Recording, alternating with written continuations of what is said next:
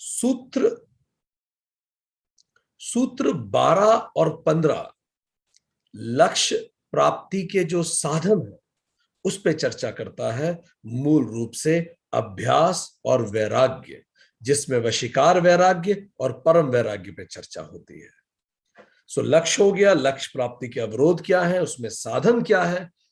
सूत्र 17 और 18 लक्ष्य प्राप्ति के चरण के बारे में बात करते हैं, संप्रज्ञात और असंप्रज्ञात समाधि। सूत्र 19 और 20 उस लक्ष्य की प्राप्ति के अधूरे रह जाने की स्थिति में क्या होता है उसके बारे में बताते हैं कि या तो व्यक्ति विदेह या प्रकृतिलय हो जाता है और अंतिम जन्म में संप्रज्ञात असंप्रज्ञात समाधि को प्राप्त होता है, या फिर बाकी लोगों को उपाय करने पड़ते हैं और 5 प्रकार के मूल उपाय के बारे में चर्चा की गई। सूत्र 21 और 22 बताता है कि लक्ष्य प्राप्ति की गति को तेज करने के क्या तरीके हैं, संवेग कैसे बढ़ाया जाए, और संवेग को तेज करने के लिए अगला जो सूत्र है वो ये बताता है, सूत्र 23 से 29 तक ईश्वर प्राणिधान एक रास्ते के रूप में महर्षि पतंजलि बताते हैं कि अगर आपको और तेज अपना लक्ष्य को प्राप्त करना है तो ईश्वर प्राणिधान करें। ईश्वर क्या है, उसके गुण क्या है, ये सूत्र 23 से 29 तक होते हैं। और 29वां सूत्र यहां खत्म हुआ था जो हमारा पिछला सेशन था, कि जब हम इस प्रकार ओम के माध्यम से, प्रणव के माध्यम से ईश्वर को प्राप्त करने का प्रयास करते हैं, स्वयं को रियलाइज करने का प्रयास करते हैं, तो विघ्नों का अभाव हो जाता है, उनका नाश हो जाता है और स्वरूप का ज्ञान होता है। यह था सूत्र 29, कि जब आप ओम चैंटिंग करते हैं, ओम मेडिटेशन करते हैं और सही ढंग से उसको समझकर तत्व रूप में जैसे उसे करना चाहिए वैसे करते हैं, तो अपने आप सारे विघ्नों का, विक्षेपों का नाश हो जाता है और आप स्वरूप में स्थापित होते हैं। अब ये स्वतः प्रश्न आता है कि ये विघ्न या विक्षेप क्या है। तो आज सूत्र 30 से हम शुरू करेंगे, वो डिविएशंस क्या है फ्रॉम द राइट पाथ। हम सही रास्ते से जब भटकते हैं तो ये भटकाव क्या है। तो चलिए आज शुरू करते हैं। सूत्र 30 कहा गया कि ओम मेडिटेशन से, प्रणव पे ध्यान लगाने से विक्षेपों का, डिविएशंस का नाश हो जाता है। पर ये विक्षेप क्या है? जैसे आप एक सड़क पे चलते हैं तो कई डाइवर्जन्स होते हैं, कई बार कई एग्जिट होते हैं, आप निकल जाते हैं वहां से और अपने लक्ष्य से मिस कर जाते हैं। सो कौन से ऐसे डिविएशंस हैं जिससे आप डिविएट हो जाते हैं, अपने लक्ष्य को नहीं पा पाते? तो 9 डिविएशन की बात सूत्र 30 करता है। 9 भटकाव है आपने यात्रा को पहुंचने में। पहला, व्याधि, इलनेस। दूसरा, सत्यान, सत्यान मीन्स डलनेस। तीसरा, संशय, डाउट। चौथा, प्रमाद, निग्लिजेंस। पांचवा, आलस्य, लेजीनेस। छठा, अविरति, क्रेविंग्स। सातवां, भ्रांति दर्शन, मिसपरसेप्शंस। आठवां, अलब्ध भूमिकत्व, फेलियर। और 9वां, अन्वास्थितत्व, अन्वास्थितत्व, इनस्टेबिलिटी, चित्त विक्षेपा। ये 9 चित्त के विक्षेप हैं। ते अंतराया, ये ही विघ्न है। तो ये 9 विक्षेप है, 9 impediments, deviations from the path of yoga। जब आप योग के रास्ते पे चलते हैं तो 9 चीजें स्पीड ब्रेकर हो सकती हैं या डिविएशंस हो सकते हैं, आपको रोक सकते हैं, ऑब्स्टिकल्स हैं। क्या क्या है जरा सुनते हैं। पहला है व्याधि। व्याधि की परिभाषा क्या है? धातु, रस और करण के असंतुलन से उत्पन्न हुए ज्वर आदि व्याधि है। धातु, रस और करण, इन तीनों का जब असंतुलन होता है तो उससे बुखार या शरीर पे जो भी असर पड़ता है उसको व्याधि कहते हैं। तो धातु का मतलब क्या है? तो 7 धातु आयुर्वेद में उल्लेखित है। पहला रस, ब्लड प्लाज्मा, लिम्फ भी उसे कहा जाता है। दूसरा रक्त, ब्लड। तीसरा मांस, मसल्स। चौथा मेद, फैट। पांचवा अस्थि, बोन्स।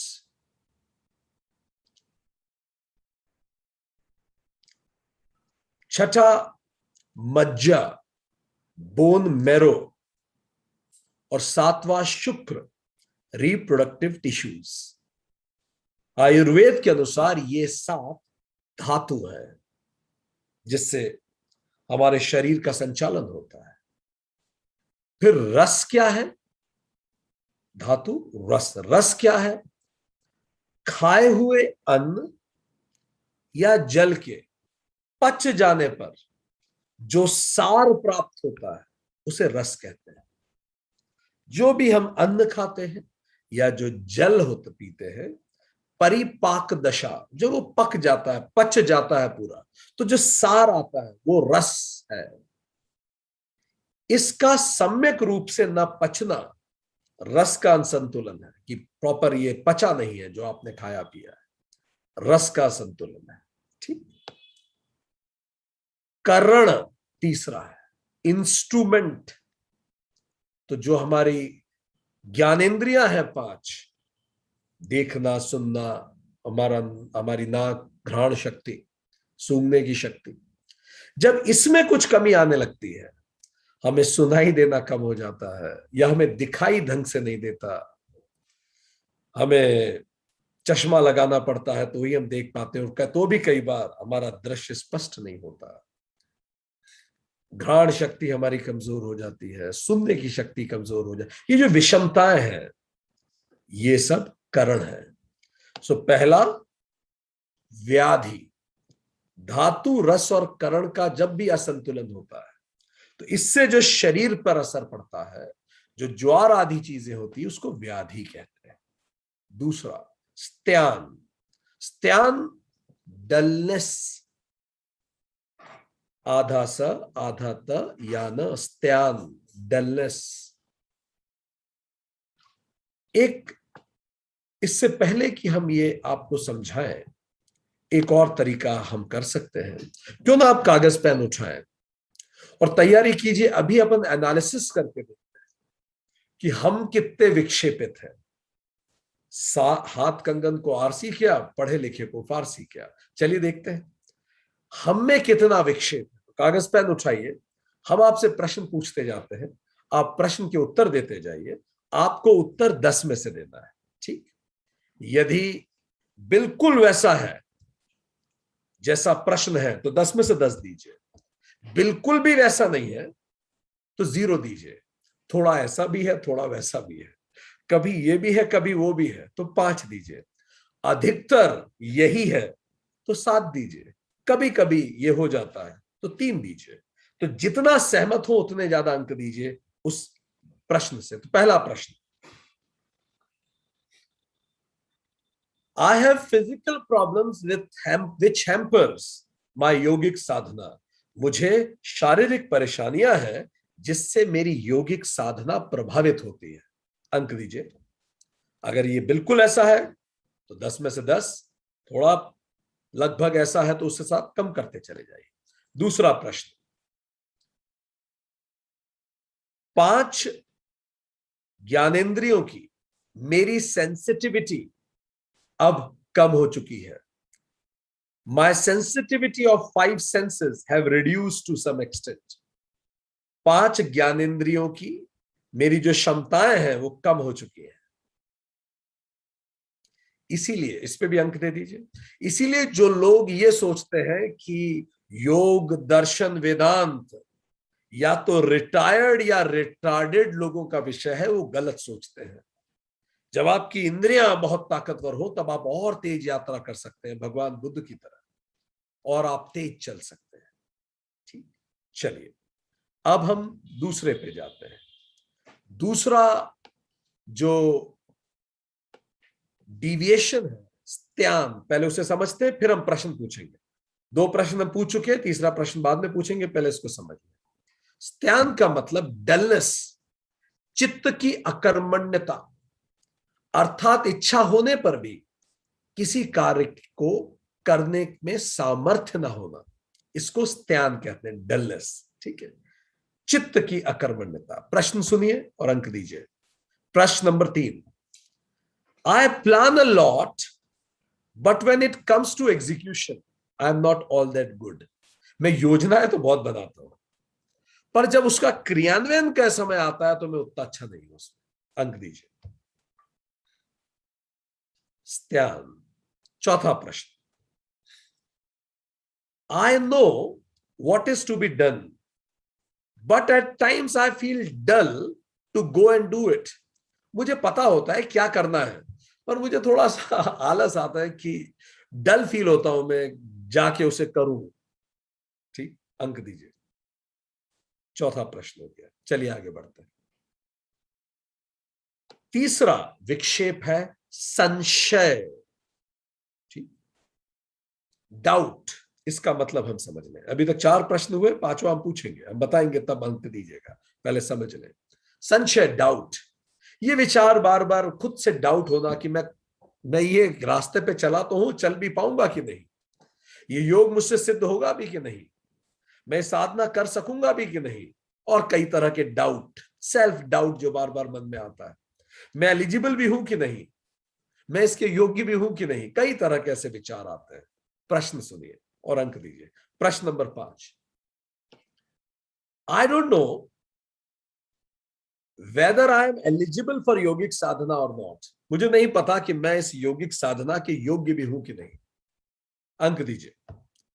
अगर आपको ऐसा लगता है तो 10 में से 10 दीजिए, नहीं लगता है तो वो वैसे कम दीजिए, जैसे आपको उचित लगता है। ठीक, प्रश्न number 6, I don't know even if I do yoga sadhana whether I will be able to realise myself और नॉट। मुझे नहीं पता कि अगर मैं ये योग साधना कर भी लूं तो भी क्या मैं स्वात्म अनुभूति कर पाऊंगा, क्या मैं खुद को रियलाइज कर पाऊंगा, मुझे नहीं पता। 6, ये प्रश्न नंबर 6 था। आगे अगला विक्षेप को समझते हैं।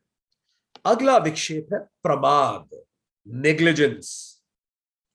नेग्लिजेंस का मतलब समाधि के साधनों का प्रयास ही न करना, दैट इज नेग्लिजेंस। प्रयास ही नहीं करना किसी चीज का, हमें पता है हम कर सकते हैं पर प्रयास ही नहीं करना, प्रमाद। प्रश्न सुनिए। प्रश्न number 7, I don't put sufficient efforts towards my yogic sadhana. मुझे लगता है मैं अपनी योगिक साधना के लिए सफिशिएंट, जितने प्रयास किए जाने चाहिए उतने नहीं करता। दीजिए। 8वां प्रश्न, I don't feel enough enthusiasm in pursuing yogic साधना। मुझे उतना एंथुजियाज्म नहीं आता, उतना उत्साह नहीं होता योगिक साधना करने के लिए जितना होना चाहिए। अंक दीजिए खुद को। ठीक, आगे बढ़ते हैं।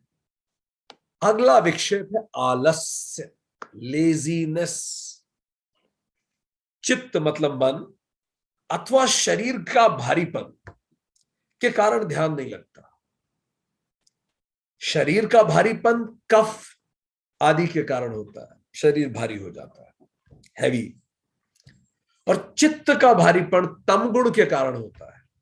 तो तम गुण जब बढ़ता है तो मेंटली हैवी हैवी लगता है, और जब कफ बढ़ता है तो शरीर हैवी होने लगता है, वजन बढ़ने लगता है। ठीक, अगला प्रश्न, उत्तर दीजिए। Next question is question number 9, I feel heaviness in the body. मुझे शरीर में हैवीनेस लगती है। अंक दीजिए। Question number 10, I feel heaviness और डलनेस इन माइंड। मुझे थोड़ा लेथार्जिक लगता रहता है, लेजीनेस लगता रहता है। दीजिए प्रश्न नंबर 10 का उत्तर। परफेक्ट, चलिए आगे बढ़ते हैं। ठीक, देन अविरति, क्रेविंग्स, विषयों में तृष्णा बनी रहना। इसका मतलब जो आसपास पांचों सेंसेस से मैं ग्रहण करता हूं उसमें मन लगा ही रहता है, क्या खाऊं, क्या सुनूं, क्या देखूं। वो जो पांचों सेंसेस है उसी में मन लगा रहता है अधिकतर समय। क्या गंध है, क्या मैं देखूं, क्या खाऊं, क्या सुनूं, इसी में लगा रहता है। ठीक, और तृष्णा रहती है इसमें, इसलिए वैराग्य कम होता है। It is called avirati. प्रश्न सुनिए और उत्तर दीजिए। ठीक, प्रश्न 11, 11th question. I have strong pull towards sensory pleasures. खाने की चीजों में, देखने की चीजों में, सुनने की चीजों में मुझे बड़ा स्ट्रॉन्ग पुल में लगता है। I am very fond of कुछ देखूं, movies. I am very much fond of कुछ खाऊं जो टेस्टी हो। I am very much fond of sensory pleasures. मेरी स्किन में बिल्कुल कंफर्टेबल टेम्परेचर होना चाहिए, बिना एसी के तो मैं रह ही नहीं सकता। सेंसरी प्लेजर्स, फाइन, मार्क्स दीजिए। चलिए question number 12, I feel attached two things और पीपल अराउंड मी। मेरे आसपास की वस्तुओं और व्यक्तियों से मैं बहुत जल्दी अटैच हो जाता हूं। अंक दीजिए, हो जाता हूं या हो जाती हूं। चलिए अगला प्रश्न। भ्रांति दर्शन, मिसकंसेप्शन या मिथ्या ज्ञान, ये भी एक डिविएशन है, ऑब्स्टिकल है, ये रुकावट है। इसका मतलब भ्रांति दर्शन मतलब कहीं ना कहीं मन में ये रहता है कि जो योग, ये जो सब है, ये सब चीजें, ये थ्योरेटिकल है यार, ये मिथ्या है एक्चुअली। योग मिथ्या है, जगत मिथ्या नहीं है, ये सब फालतू की बात है। ठीक, या फिर योग का जो फल आता है कि ये हो जाएगा, वो हो जाएगा, आपकी तीसरा नेत्र एक्टिवेट हो जाएगा, ये सब थ्योरेटिकल बातें, ऐसा होता नहीं, ये मिथ्या है। ये समझना, इसको भ्रांति दर्शन कहते हैं। इसका असर भी आपकी साधना पे पड़ता है। ठीक, चलिए कई बार जब हम सेशन लेते हैं, कई मंचों पे, कई देशों में हमसे पूछा गया, सर आप पास्ट लाइफ को मानते हैं? बेझिझक हमने हर जगह कहा, बात मानने की नहीं, हम उसे जानते हैं। यदि पास्ट लाइफ नहीं है तो न गीता, न वेद, न उपनिषद, इनमें से किसी भी ग्रंथ को हम नहीं समझ सकते। ये संभव ही नहीं है। अगर केवल यही माइक्रो कैप्सूल जीवन ही सब कुछ है तो फिर बहुत फजूल है सारा एंडेवर पूरे जीवन का। बिना पुनर्जन्म को समझे न वेद समझे जा सकते हैं, न उपनिषद समझे जा सकते हैं, और न ही गीता समझी जा सकती है। तो ये कोई दोराय ही नहीं है, इसमें कोई संशय का विषय नहीं, इसमें कोई भ्रांति, ये कोई भ्रांति नहीं है कि पास्ट लाइफ होता है नहीं होता, ये फैक्ट है। हम रियलाइज कर पाए ना कर पाए वो एक अलग विषय है। प्रश्न सुनिए, question number 14, I think yogic practices is more of theory than practical, scientific, evidence-based methods towards self-realization. मुझे लगता है जो योगिक साधनाएं हैं ये बहुत सैद्धांतिक है, थ्योरेटिकल है, ये उतनी वैज्ञानिक नहीं है और न तथ्य आधारित है। अंक दीजिए 10 में से।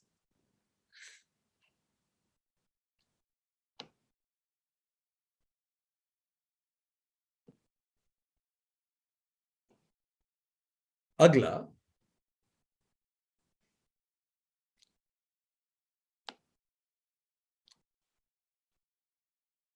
next is, I don't think that these yogic practices can really contribute in self-realization. मुझे नहीं लगता, क्वेश्चन नंबर 14, मुझे नहीं लगता कि ये यौगिक प्रैक्टिसेस सच में सेल्फ रियलाइजेशन में कंट्रीब्यूट कर सकती हैं। मुझे अपने गंतव्य तक पहुंचा सकती है। ठीक, अगला समझे। Next is alabdha bhumikatva, failure. किसी प्रतिबंध या रुकावट के कारण समाधि की स्थिति तक नहीं पहुंच पाना। कोई रुकावट है इसलिए मैं समाधि तक नहीं पहुंच पाता। ठीक, क्वेश्चन सुनिए। I don't think, question number 15, I don't think that I will get expected results out of yogic practice. मुझे नहीं लगता मैं अपनी योग साधना से जो रिजल्ट मैं सोचता हूं उस तक पहुंच पाऊंगा। अंक दीजिए। Question number 16, I feel due to some or the other obstacles, I will not be able to achieve samadhi state. मुझे लगता है कुछ किसी ना किसी कारणवश मैं समाधि की अवस्था तक नहीं पहुंच पाऊंगा। कुछ ना कुछ रुकावट आ ही जाएगी, ऐसा लगता है मुझे। ठीक, अंतिम 9वां विक्षेप, अनवस्थित तत्व। अनवस्थित तत्व, इंस्टेबिलिटी। समाधि को पाकर भी चित्त का उसमें ना रुक पाना। मन वहां ज्यादा समय नहीं रुकता, बस छू के वापस आ जाता है।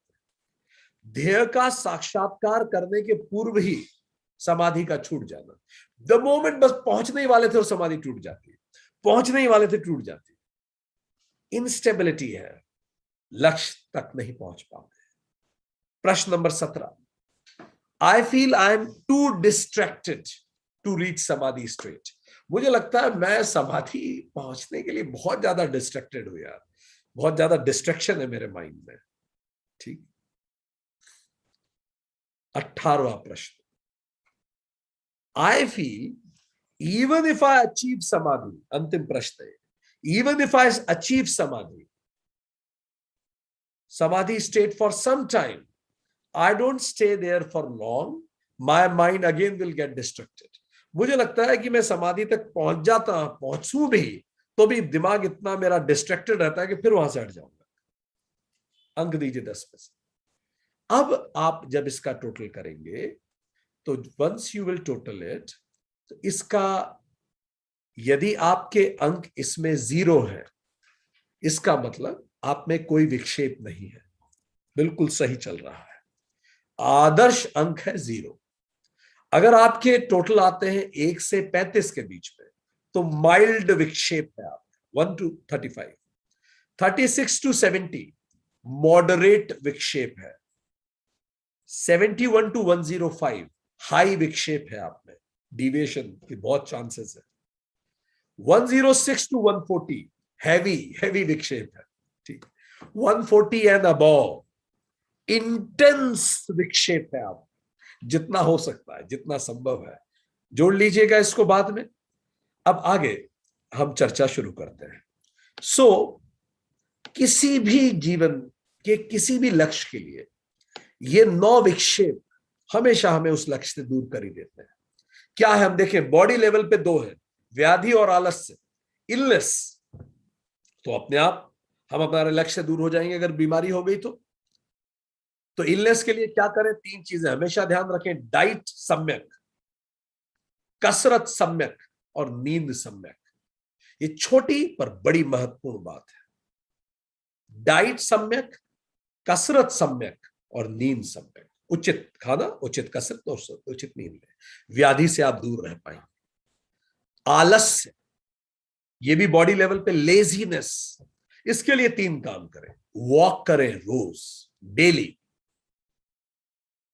20 मिनट से ज्यादा लंबा ना बैठे, 20 मिनट के बाद चले, थोड़ा चहलकदमी करें, कहीं भी बैठे 20 मिनट के बाद चहलकदमी करें, और दिन में सोना बंद कर दें।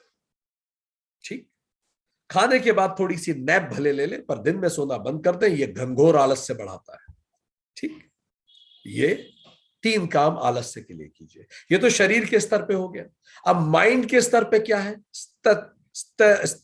स्त्यान मीन्स डलनेस, ये मेंटल डलनेस है। शरीर में आलस्य, माइंड में डलनेस है, बॉडी में लेजीनेस है, माइंड में डलनेस है। अब माइंड के लेवल पे क्या है? डलनेस। अगर माइंड डल आपको फील होता है तो 3 काम करें। पहला, कुछ सीखते रहे लगातार, कुछ भी सीखते रहे। अगर आप नौकरी कर रहे हैं और हर 6 महीने में आपका रिज्यूमे अपडेट नहीं हो रहा, तो आप प्रोफेशनल सुसाइड कर रहे हैं। हम रिपीट कर रहे हैं, if you are doing a job and if you are not updating your resume in every 6 months, it's a professional suicide. कुछ ना कुछ करते जाइए, आपका ग्रोथ होना चाहिए। यदि आप नौकरी नहीं कर रहे हैं तो पर्सनल ग्रोथ के लिए कुछ कीजिए, कुछ ना कुछ सीखते रहिए। ठीक। दूसरा, चैलेंज, चैलेंज योरसेल्फ। इससे माइंड तेज होता है। कुछ चैलेंजिंग कीजिए। बच्चों के साथ क्रिकेट खेल रहे हैं आप, राइट हैंड बैट्समैन है तो लेफ्ट हैंड से खेलना चालू कीजिए। Do something challenging, whatever you do, even if you are very good in something, उसमें टाइम कम कर दीजिए ताकि चैलेंज बढ़ जाए। जो काम आप 1 घंटे में करते हैं उसको 45 मिनट में करके देखिए, अपने आप चैलेंज बढ़ जाएगा। अभी दिवाली की सफाई आप कर रहे हैं घरों में, टाइम बाउंड करके देखिए, चैलेंज बढ़ जाएगा। और खुद को चैलेंज कीजिए, क्या मैं इसको इतने समय, कम समय में उसी क्वालिटी के साथ कर सकता हूं। अपने आप माइंड की डलनेस कम होगी। तीसरा, परस्यू अ हॉबी। हॉबी में आप खुद को जोड़े, माइंड की डलनेस कम होगी। ठीक। ये आलस्य और लेजीनेस एंड डलनेस हो गई। अब अगला माइंड में अगला पॉइंट है अविरति क्रेविंग होती है सेंस ऑब्जेक्ट्स के लिए। उसके लिए क्या करें? Reduce exposure. जिस राह जाना नहीं उस राह देखना क्यों? ठीक, वही देखें, उसी चीज का एक्सपोजर लें, वही सुने जो हमारे रास्ते में पड़ता है, जो योग्य के रास्ते में हो, जो जीवन के लक्ष्य के रास्ते में हो। जो भी लक्ष्य हो आपके जीवन का, ध्यान रखें आपका एक्सपोजर आपको उस लक्ष्य की तरफ ले जाए, बस उतना जितना ध्यान रखें, तो अपने आप देखेंगे आप ग्रोथ करेंगे लाइफ में। दूसरा तरीका, व्रत करें। एक व्रत जरूर करें सप्ताह में, मानसिक व्रत करें, और जिसकी सबसे ज्यादा क्रेविंग होती है उसी पे व्रत कीजिए। आप देखेंगे आपका अंदर से ताकत बढ़ेगी। तीसरा, संकल्प ले रोज पूजा के बाद कि वो क्रेविंग मुझे कम करनी है, परमात्मा मदद दे। इससे सबकॉन्शियस असर होना शुरू होगा। ठीक। भ्रांति, मिसपरसेप्शंस, ये भी मेंटल लेवल पे होता है। इसके लिए एक मेंटोर ले, कोई गुरु, कोई मेंटोर, कोई टीचर। मिसकंसेप्शन क्या है कि भाई ये योगिक रास्ता मुझे पहुंचा पाएगा, नहीं पहुंचा पाएगा, जो भी कई चीजें, वो अपने आप वो मिसकंसेप्शन दूर करेगा। मैं कर सकता हूं कि नहीं कर सकता, वॉटएवर। ठीक। दूसरा, अच्छी किताबें पढ़िए, और तीसरा, अच्छी संगत में रहिए। ये 3 काम कीजिए, मिसकंसेप्शंस कम होने लगेंगे। ठीक। आलस्य और त्याग, लेजीनेस और डलनेस जिसको जन्म देते हैं उसका नाम है प्रमाद, निग्लिजेंस। शरीर भी डल फील कर रहा है, माइंड भी डल फील कर रहा है, चीजें दिख भी रही हैं, पर नाक की मक्खी कौन उड़ाएगा? ठीक है, निग्लिजेंस, प्रमाद। इसको कम करने के लिए क्या करें? प्रमाद को, एक टाइम टेबल होना चाहिए आपका, फिक्स टाइम टेबल। दूसरा, उस टाइम टेबल के अनुसार आपने कितना जिया उसको मेजर करें। और तीसरा, टेक रेस्पॉन्सिबिलिटी कि आप उस अनुसार जिएंगे। समय बाधित काम बनाए, टाइम टेबल मेजर करें, उसको रेस्पॉन्सिबिलिटी अपने कंधे पे लेके करना ही है। अपने आप नेग्लिजेंस कम होगा। नेग्लिजेंस या प्रमाद पैदा करता है संशय को, डाउट को। जब मुझे लगता है कि मैं कुछ कर ही नहीं रहा हूं तो अपने आप सेल्फ डाउट होने लगता है। उसके लिए 3 काम करें। पहला, अपहोल्ड प्रोमिसेस। जो संकल्प खुद को दिया है, जो प्रॉमिस खुद को किया, उसको जिए, उसको निभाइए किसी भी सूरत में। या तो खुद से प्रॉमिस कीजिए मत, और कीजिए तो कर जाइए। डेड लाइन का मतलब है या तो मैं लाइन के उस तरफ हूं, नहीं तो मैं डेड हूं, बीच में कुछ नहीं। Mediocrity is crime. तो फिर आप देखेंगे कि आपका सेल्फ डाउट खत्म होगा। दूसरा, सेल्फ टॉक। जिस भी बारे में खुद के साथ डाउट है, बैठ के मेडिटेट कीजिए और सेल्फ टॉक कीजिए। अपने आप देखेंगे कॉन्फिडेंस आपका बढ़ेगा। और तीसरा, अपना पोस्चर अच्छे रखिए, बिल्कुल सीना चौड़ा, और पोस्चर हमेशा ऐसे नहीं बैठे कि बिल्कुल ऐसे लटके हुए हैं कुर्सी पे। हमेशा आपके दोनों पैर जमीन पे होने चाहिए, क्रॉस भी मत बैठिए, दोनों पैर जमीन पे बैठ रखिए। जब आप कुर्सी पे बैठे तो हिप बिल्कुल पीछे टिकाइए ताकि आपका पोस्चर सीधा रहे। हॉर्वर्ड ने रिसर्च किया है कि आपका पोस्चर आपकी मानसिक अवस्था को गहराई से प्रभावित करता है। चलते उठते खाते ऐसे झुके हुए पोस्चर नहीं, चेंज योर पोस्चर्स। डेलिबरेटली सीना चौड़ा करके बैठिए। आप इस एक्सपेरिमेंट को करके देखिए, अगर आप ऐसे बैठेंगे और ऐसे सिर ऊपर करके बैठेंगे और मुस्कुरा के ऐसे गर्व के फॉर्म में बैठेंगे तो आप कुछ नेगेटिव सोच नहीं पाएंगे। करके देखिए। ऐसे बिल्कुल करके आप नेगेटिव नहीं सोच सकते, क्योंकि बॉडी आपकी साइकी को प्रभावित करती है, टेस्टोस्टेरोन प्रभावित होते हैं। ठीक, ये व्याधि, संशय, अविरति, भ्रांति, यही मिला के तो अब आप अलब्धि लाती है, फेलियर लाती है। इसीलिए तो हम जीवन में सक्सेस नहीं कर अचीव कर पाते कुछ लोग, क्योंकि ये सब चीजों पे वो काम नहीं कर रहे हैं। और अलब्धि अनवस्थित तत्व लाती है, इंस्टेबिलिटी आती है, you don't feel stable at all in life, जिसको कहते हैं सेटल नहीं हुए लाइफ। फाइन, ये जितने भी विक्षेप हैं, ये विक्षिप्त चित्त वालों के होते हैं, एकाग्र चित्त वालों के नहीं होते। विक्षिप्त चित्त क्या है? सूत्र 3, 4, 5 को थोड़ा पढ़ेंगे तो और अंदाजा इसमें लगेगा, योग सूत्रम का। अब जब ये पूरे 9 विक्षेप होते हैं, तो ये अपना पूरा परिवार लेके आते हैं, ये अकेले नहीं आते, दे कम विथ होल फैमिली। तो इसके कुछ उपविक्षेप भी होते हैं, इसके 5 रिपरकेशंस होते हैं, उपविक्षेप है 5। वो 5 उपविक्षेप कौन से हैं? इसके बाय प्रोडक्ट है। पहला तो सूत्र 31 उसके उपविक्षेपों के बारे में बताता है। सूत्र 31 क्या है?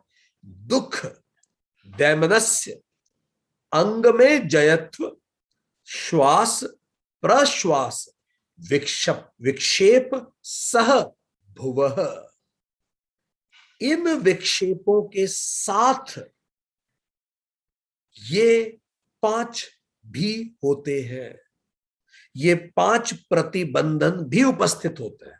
जब ये 9 विक्षेप होंगे तो इनके बाय प्रोडक्ट है 5, जिनको आप उपविक्षेप कह सकते हैं। पहला दुख, दुख means pain, mental and physical both. पीड़ा,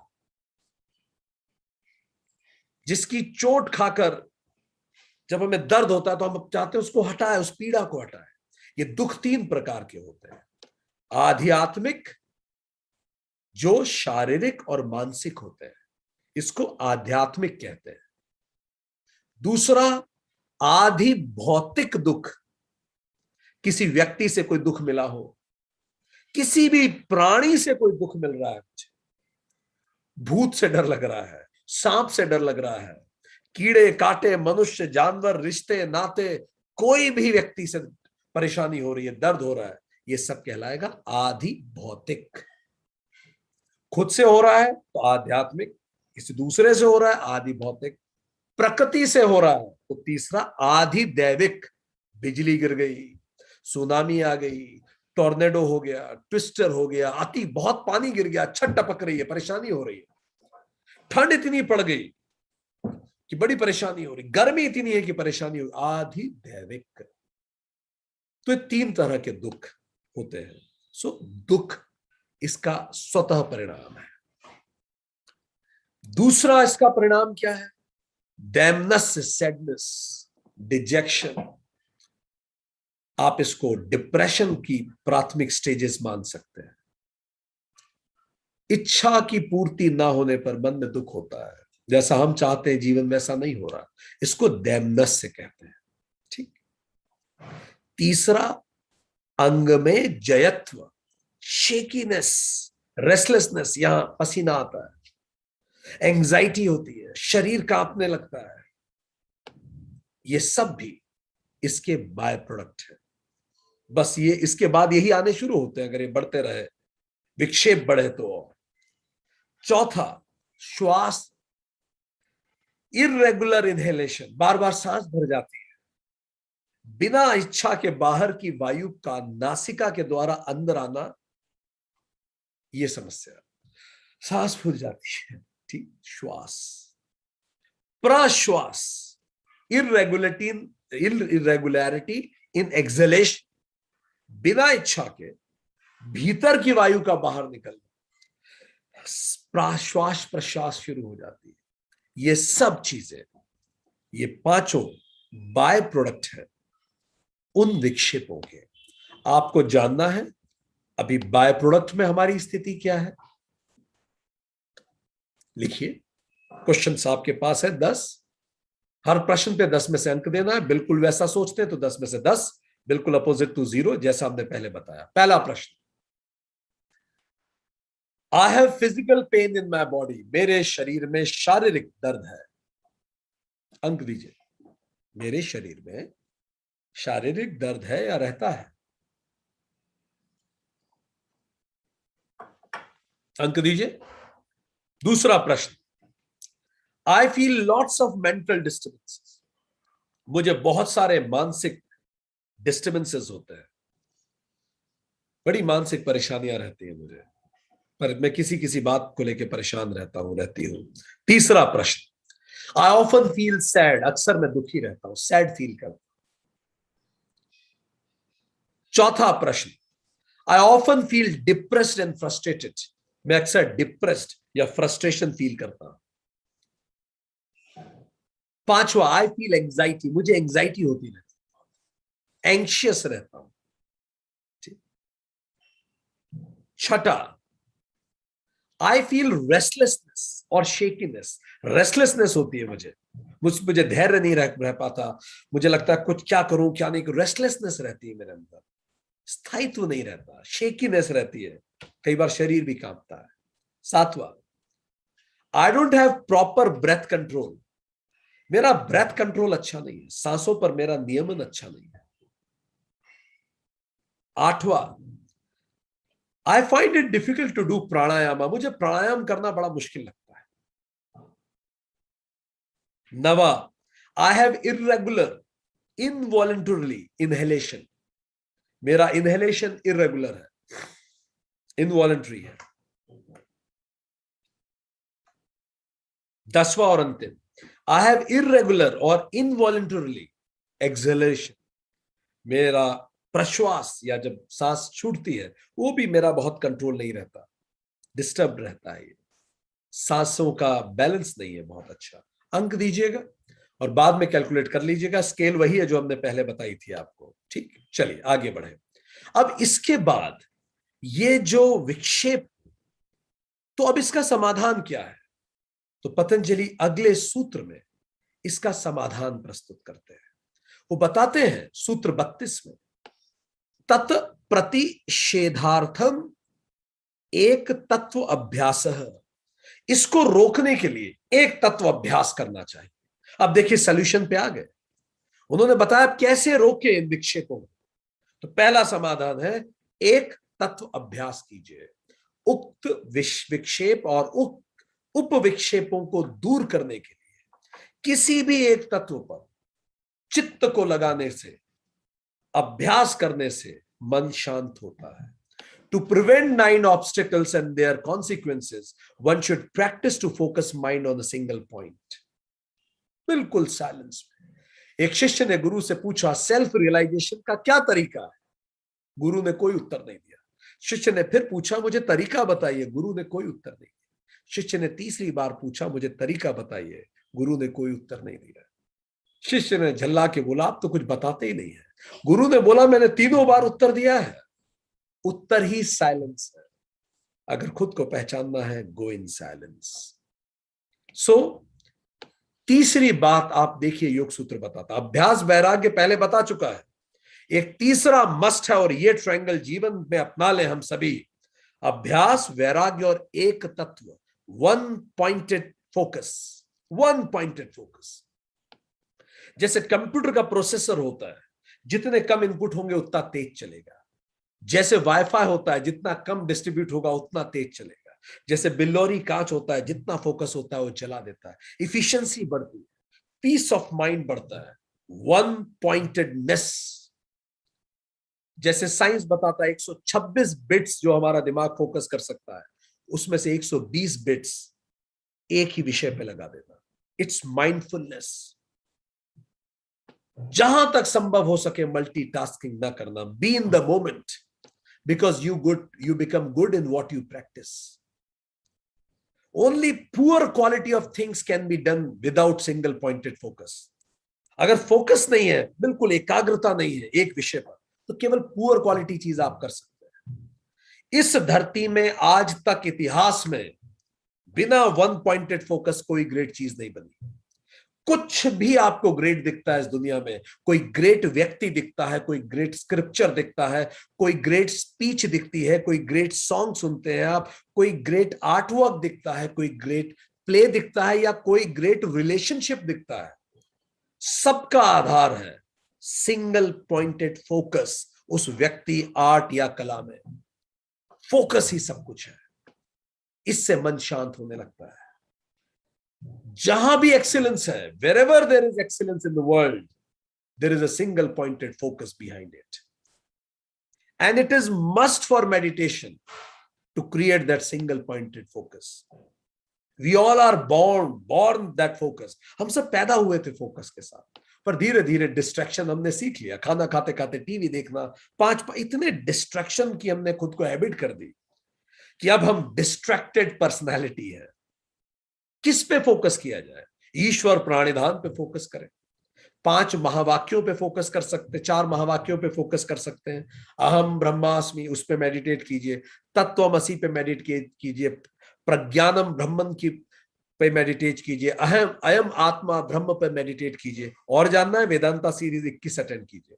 किसी मंत्र पे मेडिटेट कीजिए, किसी प्रेयर पे मेडिटेट कीजिए, किसी अफर्मेशन पे मेडिटेट कीजिए, किसी पे भी फोकस बढ़ाइए। एक डॉक्टर फ्रैंक रुडोल्फ हुए हैं, उन्होंने एक पुस्तक लिखी है, secret mental powers, miracle of mind magic. उसमें वो बताते हैं, वो बड़े वैज्ञानिक विचारधारा के व्यक्ति थे डॉक्टर फ्रैंक। वो आदिवासियों के बीच में गए जहां आदिवासी वुडू किया करते थे। किसी भी व्यक्ति की मूर्ति बना के उसमें पिन चुबो देते थे, और या उसको उसको बीमारी का बोलते थे, तो वो व्यक्ति बीमार हो जाता था। डॉक्टर विक्टर अपनी किताब में लिखते हैं कि मैंने ये तक देखा कि वो एक पेड़ का मॉडल बना लेते थे और उस पेड़ को बद्दुआ देते थे, पेड़ को फोकस करके बुरा बुरा बोलते थे, पेड़ सूख जाता था। और दूसरा, आप पेड़ में कितना ही पानी दे दे वो सुखा देते थे। उन्होंने अपनी किताब में इस बात को प्रतिपादित किया कि जब भी आप 100% फोकस करके किसी भी चीज पर फोकस करते हैं तो उसमें प्राण की प्रतिष्ठा हो जाती है। यही मंदिर और प्रतिमा का कंसेप्ट है। जब आप पूरी तरह से फोकस करते हैं तो मंदिर की प्रतिमा जागृत हो जाती है, और फिर वो आपको मोटिवेट करती है, वो प्रतीक बन जाती है। तिब्बतन मॉन्क्स इस फोकस को इस तरह से सिखाते हैं कि बिल्कुल -40 डिग्री की ठंड में वो लोग अपने शरीर को ध्यान लगा के शरीर को बोलते हैं कि मेरा शरीर गर्म हो रहा है, तो गीला कपड़ा तक सूख जाता है, भाप निकलने लगती है। डिस्कवरी पे कितनी डॉक्यूमेंट्रीज इस पे बनी है कि इंसान का मस्तिष्क जब फोकस करता है तो -40 डिग्री की गर्मी में मस्तिष्क जब शरीर को बोलता है कि ठंड में मस्तिष्क जब शरीर को बोलता है कि गर्मी है, तो गर्मी महसूस होने लगती है। तो क्या करें? एक तत्व जीवन जिए, single pointed living. When you walk, be single pointed. When you pray, be single pointed. When you take bath, be single pointed. When you take breakfast, be single pointed. When you talk, be single pointed. When you take dinner, be single pointed. When you're doing a meeting, be single pointed. When you are studying, be single pointed. When you are playing, be single pointed. Let's create a single pointed living. एक तत्व जीवन create करें। जब ये mobile नहीं हुआ करते थे, लोग अभी से ज्यादा एकाग्र थे, तनाव कम था। अब तनाव इतना ज्यादा हो गया है, इस कारण क्योंकि हमारा सिंगल पॉइंटेड, एक तत्व हम नहीं बचे। शुरुआत करते हैं, अपने जीवन को सिंगल पॉइंटेड जीवन बनाए। परिवार के साथ हो तो पूरा फोकस उसमें, पढ़ाई तो पूरा, जो कर रहे हैं पूरा फोकस उसमें करें, और देखिए कितनी जल्दी योग सधता है, दिमाग शांत होता है। तो चलिए एक खूबसूरत मेडिटेशन करते हैं, एक अफर्मेशन पे मेडिटेशन करते हैं।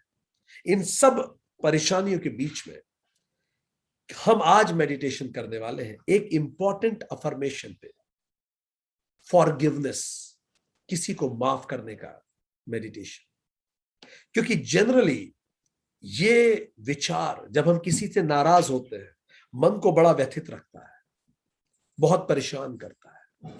ठीक, तो इससे पहले कि हम इस मेडिटेशन में उतरे, आप किसी 2 विशिष्ट घटनाओं के बारे में अभी विचार कीजिए जो आप इस ध्यान में विचार में लाएंगे। ठीक, पहली घटना, जब मैंने किसी को हर्ट किया और मुझे उस बात का गिल्ट है, एक ऐसी घटना सोचिए, हम आपको 30 सेकंड का समय दे रहे हैं, मेडिटेशन थोड़ी देर बात करेंगे, पहले ऐसी एक घटना सोचिए। जीवन में कभी ऐसा हुआ हो आपने किसी को हर्ट किया हो और आपके मन में उसका बोझ है, गिल्ट है उस बात का। सोचिए उस घटना को, बस केवल जहन में ले आइए, बाकी कुछ नहीं, बस जहन में लाइए। थिंक।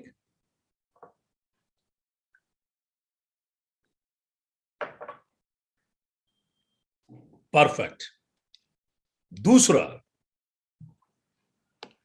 एक ऐसी घटना को जहन में लाइए जब किसी ने मुझे हर्ट किया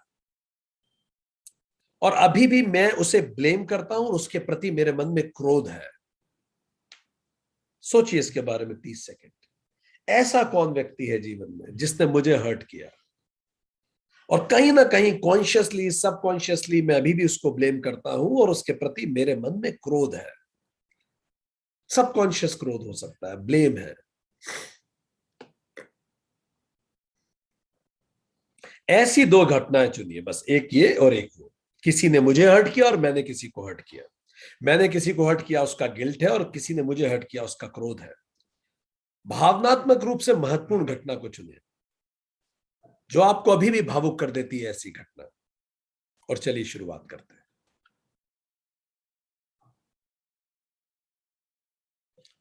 आराम से उस अवस्था में आ जाएं जो अवस्था आपको कंफर्टेबल लगती हो। और अब हम मेडिटेशन में उतरेंगे। बिल्कुल कंफर्टेबल पोज में आइए, जो भी आपको कंफर्टेबल लगता हो। एक गहरी सांस अंदर लीजिए, एक गहरी सांस बाहर छोड़िए।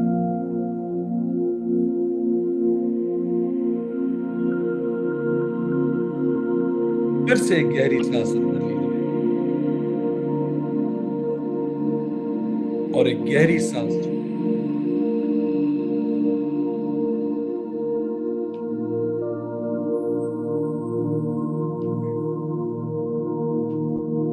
एक संकल्प लीजिए,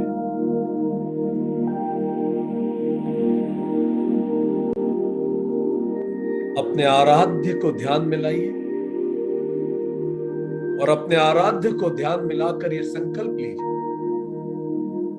कि मेरे पास कई कार्य और जिम्मेदारियां हैं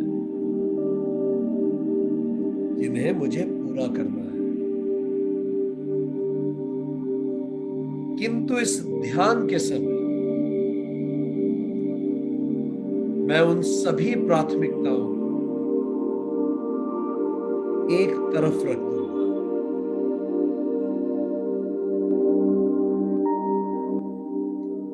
और अगले कुछ समय के लिए केवल इस ध्यान में उतरूंगा। मैं अपने आप को इस ध्यान में उतरने की अनुमति देता हूं। हे प्रभु, मुझे शक्ति दे कि मैं इस ध्यान में उतरूं।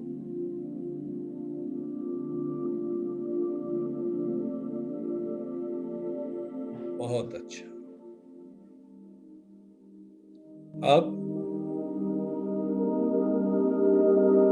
एक गहरी सांस अंदर लीजिए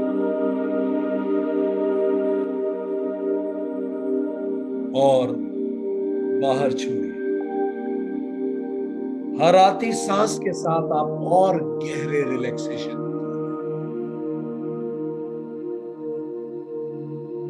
हर सांस आपके शरीर के हर अंग तक डीप कॉस्मिक रिलैक्सेशन पहुंचा रही है। कंप्लीटली रिलैक्स, पूरे शरीर को शिथिल छोड़ दीजिए। पूरा शरीर शिथिल छोड़ दीजिए। कंधे, गर्दन, हाथ, पैर सब निढाल कर दीजिए, शिथिल छोड़ दीजिए। Completely relax, completely relaxed, relaxed, relaxed. और अब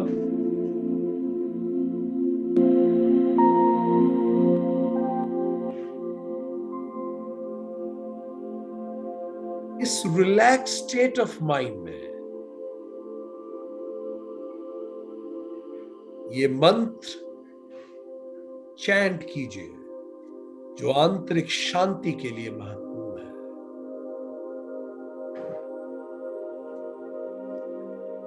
ओम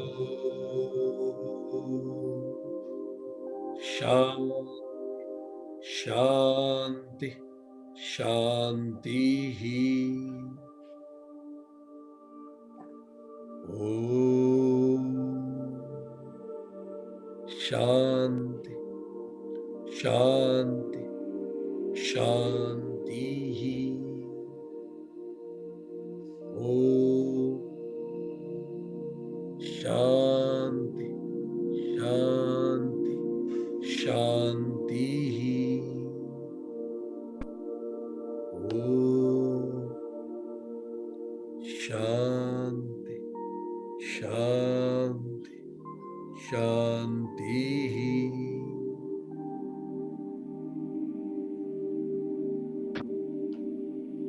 और अब इस पीसफुल स्टेट ऑफ माइंड में उस घटना को याद करें जिसमें आपने किसी को बहुत दुख दिया है। गहरा उतरे उस घटना में, उस व्यक्ति को विजुलाइज करें, उस जगह को याद करें जहां यह घटना हुई थी।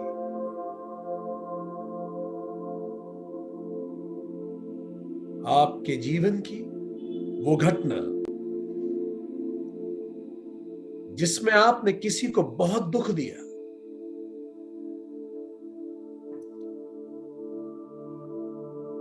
उस व्यक्ति को विजुलाइज कीजिए, वो जगह, वो समय, वो घटना, उस सारी घटना को पुनः याद करें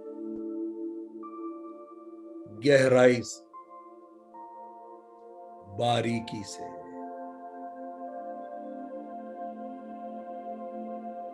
Relive it as it is happening right now. जैसे मानो ये अभी हो रही है। फिर से उस घटना से गुजरिए। अपने शब्दों,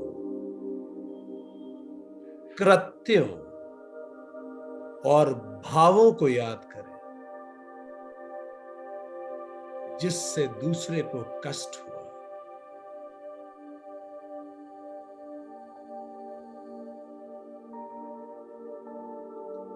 और उस बात का शोक, गिल्ट अभी तक आपके मन में है। क्या शब्द कहे थे आप? क्या भाव थे आपके चेहरे पर? क्या किया था आपने जिससे उस दूसरे को कष्ट हुआ, उसे दर्द हुआ? और उसका दुख अभी भी आपको है कि आपने ऐसा कहा, किया, हुआ ऐसा।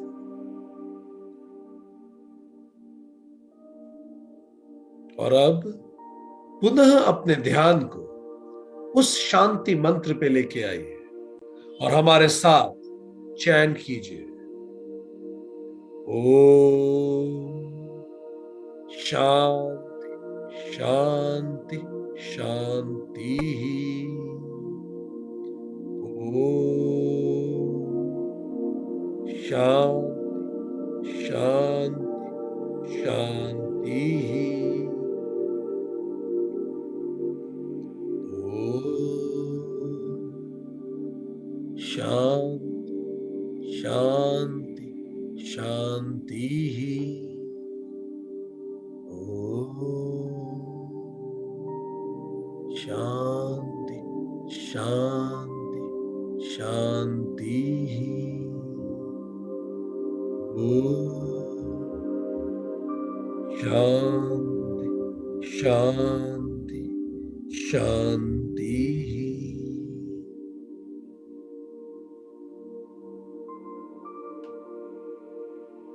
और अब उन परिस्थितियों को याद कीजिए जिनके कारण आपने उस तरह का गलत व्यवहार किया था। Think of those situations that made you do that behaviour. क्या परिस्थिति थी? क्यों आपसे वो व्यवहार हो गया?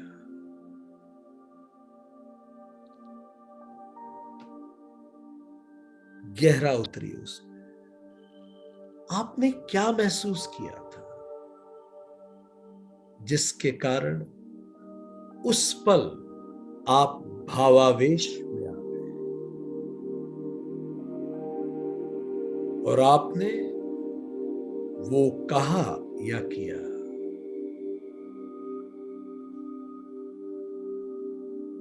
क्या हुआ था? क्या महसूस किया था आपने जिसके कारण भावावेश में आके आपने वैसे कहा?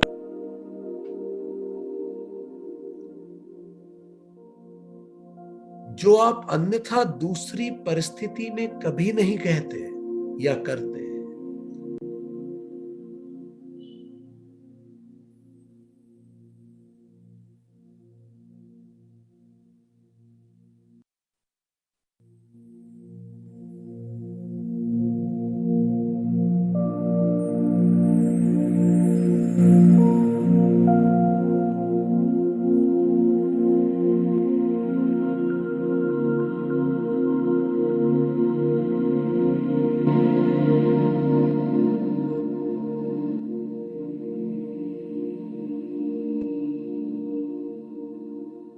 याद करें उन शक्तिशाली प्राकृतिक भावों को, वेगों को, जिन्होंने आपसे वह करवाया।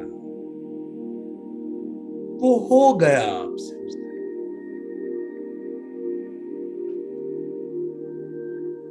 याद करें अंदर के वो जो वेग थे, भाव थे। याद करें कैसे आप स्वयं को रोक पाने की स्थिति में नहीं थे। आप नहीं रोक पा रहे थे।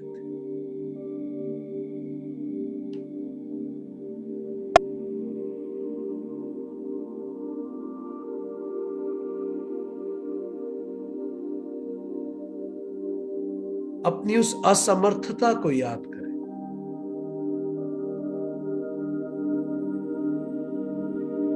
उस हेल्पलेसनेस को याद करें।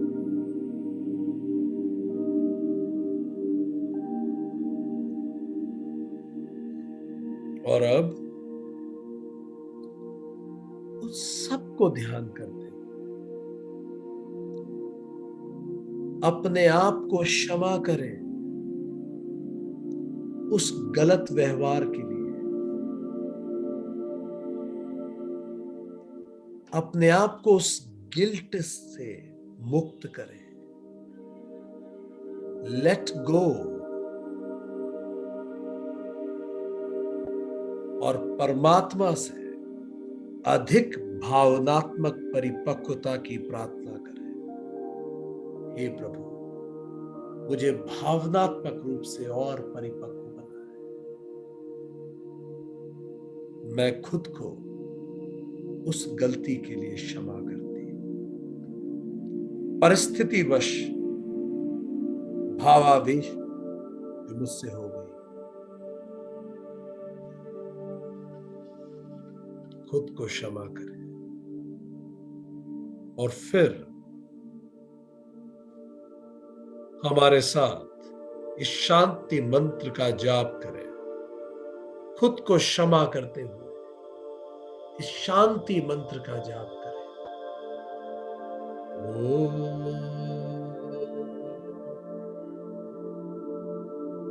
शांति शांति शांति ही।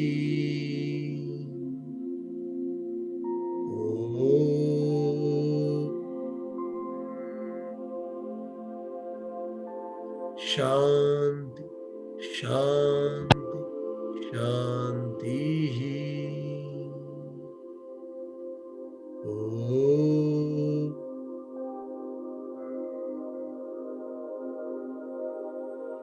शांति शांति शांति ही।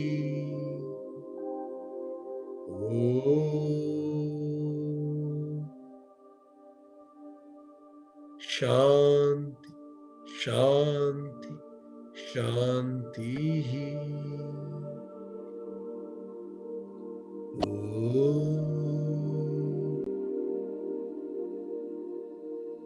शांति शांति शांति ही।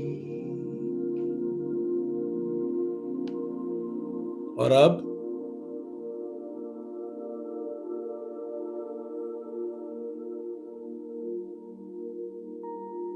जैसे ही हम 3 से 1 गिनेंगे, आप अपनी चेतना को उस घटना से हटाकर एक ऐसी दूसरी घटना पे ले जाएंगे जिसमें किसी ने आपको बहुत दुख दिया और आप आज भी उसे माफ नहीं कर पा रहे हैं। मन में उसके प्रति क्रोध है। 3, अपने आप को उस घटना की तरफ ले जाइए जो आपने पूर्व निर्धारित की हुई है। 2, और जैसे ही हम कहेंगे 1, आप अपने आप को बिल्कुल उस घटना में पाएंगे जहां किसी ने आपको बहुत दुख दिया और आज भी आपके मन में उसके प्रति छुपा हुआ क्रोध, नाराजगी है। 1, एग्जैक्टली उस घटना में।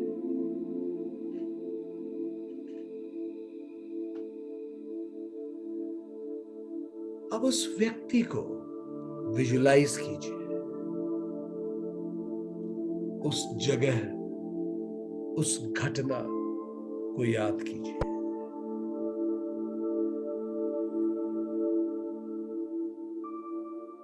कौन सी जगह थी? क्या हो रहा था? क्या हुआ था जब किसी ने, किसी की व्यवहार ने आपको बेहद दुख दिया था?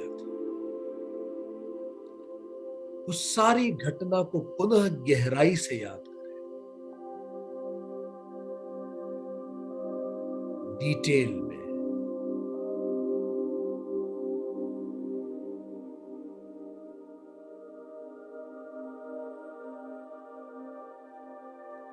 उसकी बारीकियों को याद कीजिए,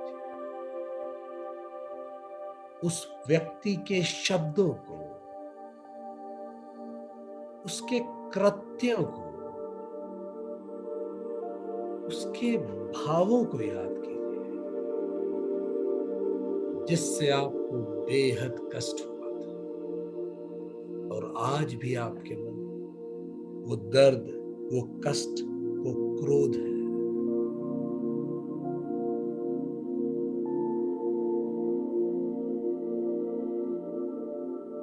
उसको याद कीजिए।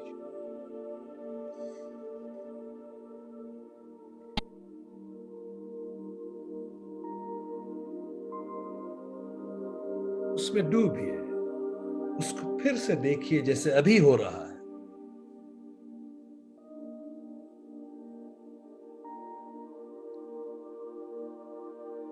और अब जैसे हम 3 से 1 बोलेंगे, आप अपना ध्यान पुनः इस शांति मंत्र पे लाएंगे और हमारे साथ इस शांति मंत्र का मानसिक जाप करेंगे। 3, उस घटना से फिर से दूर, साक्षी होते हुए। 2, और जैसे हम कहेंगे 1, हम शांति मंत्र का जाप फिर से शुरू करेंगे। 1,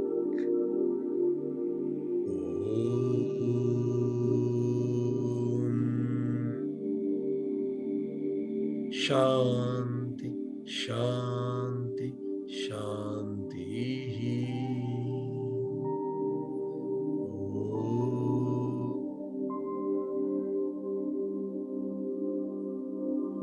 शांति शांति शांति ही।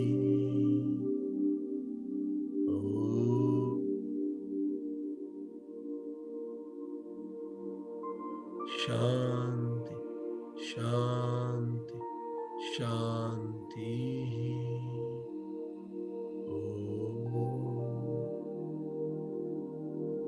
शांति शांति शांति ही।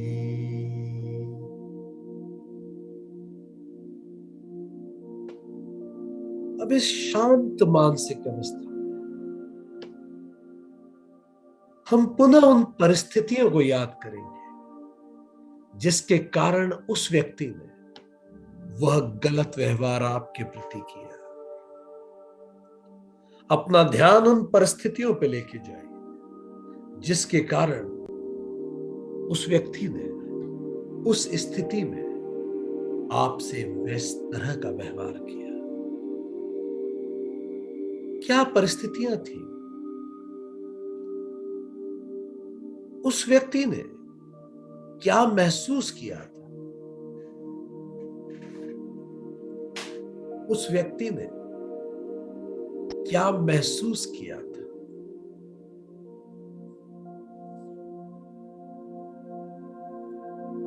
जिसके कारण उस पल वह भावावेश में आ गया।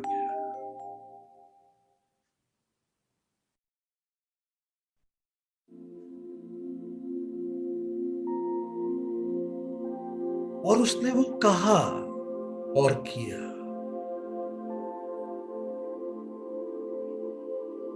जो शायद वो अन्यथा दूसरी परिस्थिति में न करता।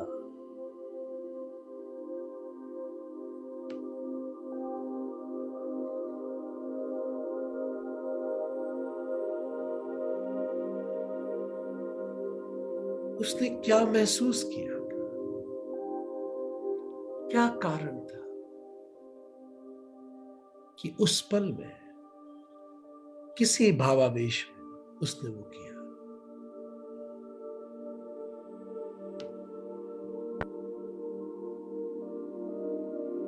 याद करें उन शक्तिशाली प्राकृतिक संवेगों को जिसने उससे वो करवा लिया जो उसने किया। उसके अंदर के संवेग, भावावेश,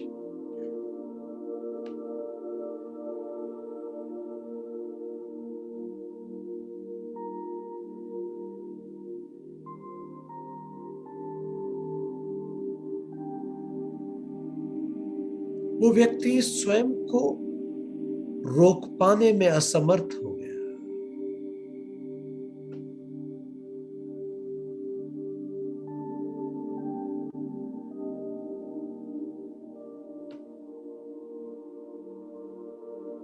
उस असमर्थता को याद करें।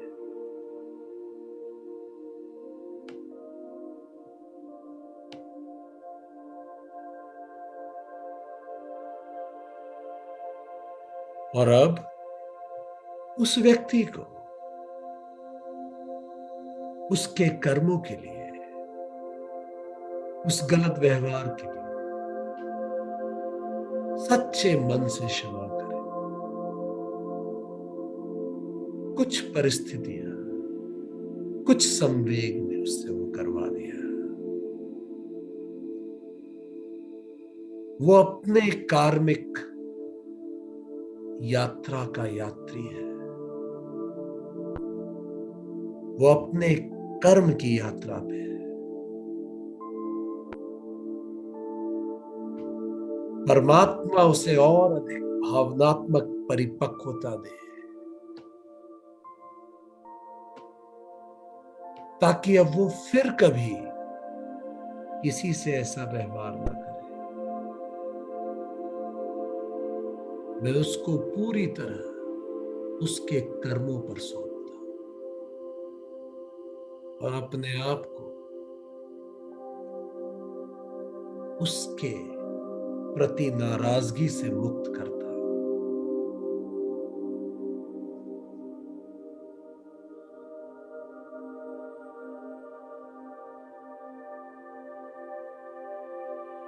Let go. Let it all go. अब पुनः इस पीसफुल स्टेट ऑफ माइंड में अपने ध्यान को शांति मंत्र की ओर लेके आइए। जैसे ही हम 3 से 1 गिनेंगे, आपका ध्यान पूरी तरह से, आपकी चेतना शांति मंत्र पे एकाग्र हो जाएगी। 3, उस घटना से दूर होते हुए बहुत शांत भाव से। 2, और दूर। और जैसे हम कहेंगे 1, हमारा पूरा ध्यान पुनः शांति मंत्र पे आएगा और अपनी चेतना की गहराइयों के साथ हम इस शांति मंत्र को उच्चारण करेंगे। 1,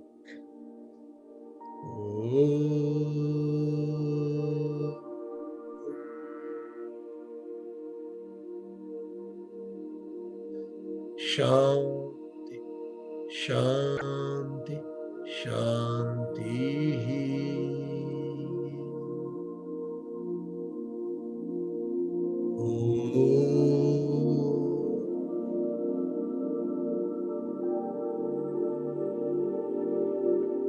शांत शांत शांति।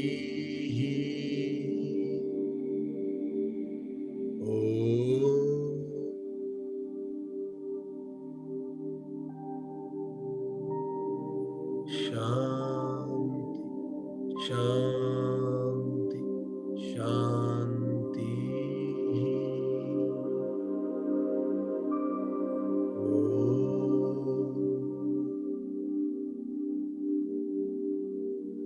शांति शांति शांति।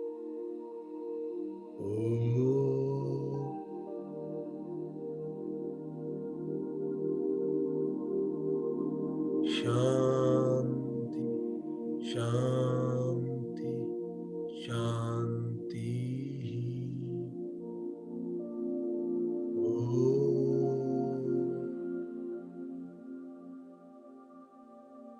शांति शांति शांति।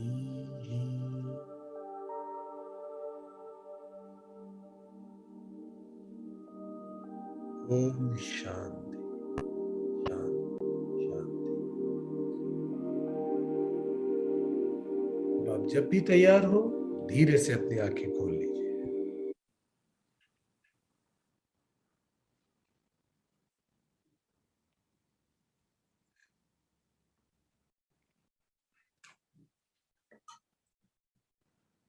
तो दोस्तों, हम एक क्विक रिकैप लेते हैं। हमने आज क्या बात की?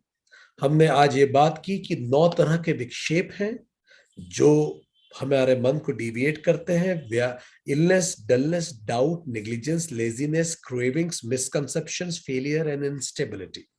ये 9 विक्षेप 5 उन उप विक्षेपों को पैदा करते हैं जो सूत्र 31 में है। दुख, दैन्यस्य, अग्मेयजयत्व, श्वास प्रश्वास, pain, sadness, dejection, shakiness, difficulty और अनइवन एक्सहेलिंग और इनहेलिंग। इन सब को रोकने का प्रथम निदान अगले सूत्र 32 में महर्षि पतंजलि बताते हैं कि एक तत्व साधना करें। अभ्यास और वैराग्य महत्वपूर्ण है, पर उसके साथ एक तत्व, 1 पॉइंटेड फोकस होना जरूरी है। 1 पॉइंटेड फोकस, किसी भी एक पॉइंट पे फोकस करने की हमारी क्षमता है। कोई भी महान चीज इस सृष्टि में बिना सिंगल पॉइंटेड फोकस नहीं बन सकती। और इसमें हम किसी भी महावाक्य में ईश्वर, प्राणिधान, मन, प्रेयर और अफर्मेशन में किसी पे भी फोकस कर सकते हैं। और जब हमारा फोकस गहरा होता है, अपने आप मन शांत होने लगता है, तो हम आज से सिंगल पॉइंटेड लिविंग की ओर अग्रसर हों, ताकि अपने मन को हम शांत कर सकें, क्योंकि अधूरा फोकस अधूरा व्यक्तित्व बनाता है और अधूरा व्यक्तित्व अधूरा जीवन बनाता है। तो आइए एक पूरा व्यक्तित्व, पूरा फोकस, एक तत्व जीवन के निर्माण की शुरुआत करें। आज के लिए इतना ही। Thank you very much.